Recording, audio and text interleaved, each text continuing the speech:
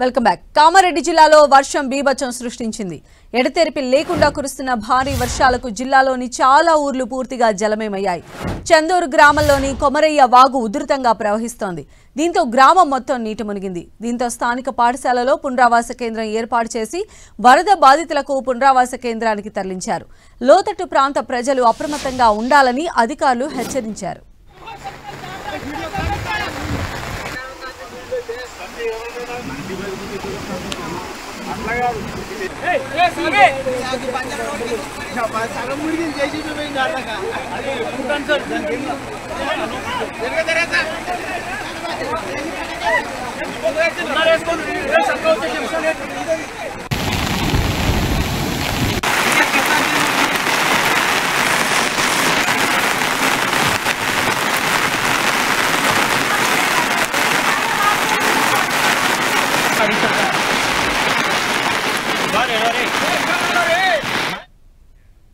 భారీ వర్షాలకు నిజామాబాద్ జిల్లా అతలాకుతలమైంది.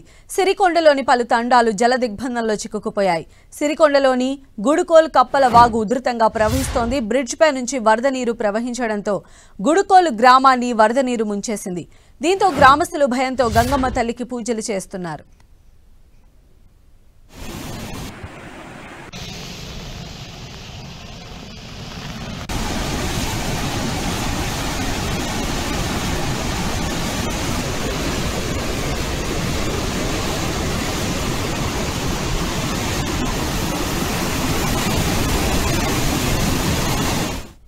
నర్మాల ఎగువ మానేరు వరదలో చిక్కుకున్న 5 రైతులను హెలికాప్టర్ ద్వారా రక్షించారు. 2 ఎయిర్ ఫోర్స్ హెలికాప్టర్ ద్వారా రైతులను సురక్షితంగా బయటకు తీసుకొచ్చారు. నిన్నటి నుంచి ఎగువ మానేరులో రైతులు చిక్కుకున్నారు. 30 గంటలుగా సహాయం కోసం ఎదురు చూశారు.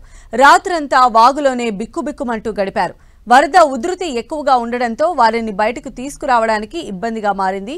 అయితే కేంద్ర మంత్రి బండి సంజయ్ రక్షణ శాఖ మంత్రి రాజ్నాథ్ సింగ్ ఫోన్ చేసి హెలికాప్టర్ ఇవ్వాలని కోరారు. అప్పటికే ఎగువ మానేరుకు వరద ఉధృతి పెరగడంతో వారికి డ్రోన్ల ద్వారా రైతులకు ఆహారాన్ని పంపించారు. ఈలోగా హకీంపేట్ ఎయిర్పోర్ట్ నుంచి ఘటనా స్థలానికి 2 హెలికాప్టర్లు వచ్చాయి. అయితే ప్రతికూల వాతావరణం ఏర్పడడంతో మళ్లీ తిరిగి వెళ్లిపోయాయి. కాసేపటి తర్వాత మళ్లీ ఘటనా స్థలానికి వచ్చిన హెలికాప్టర్లు రైతులను సురక్షితంగా బయటికి తీసుకొచ్చాయి. మొదటి హెలికాప్టర్లో ముందుగా 2 రైతులను తరలించారు. ఆ తర్వాత 2వ హెలికాప్టర్లో 3ని తరలించారు. రైతులను హెలికాప్టర్ల ద్వారా సిరిసిల్లకు తరలించారు.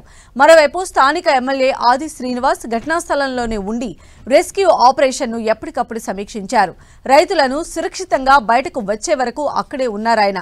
రైతులు క్షేమంగా బయటికి రావడంతో వారి కుటుంబ సభ్యులు ఆనందం వ్యక్తం చేశారు. తమ వారిని కాపాడిన రెస్క్యూ సిబ్బందికి కృతజ్ఞతలు తెలిపారు. మొత్తంగా 30 గంటలుగా సహాయం కోసం ఎదురు చూసిన రైతులు సురక్షితంగా బయటకు తీసుకురావడంతో అంతా ఊపిరి పీల్చుకున్నారు.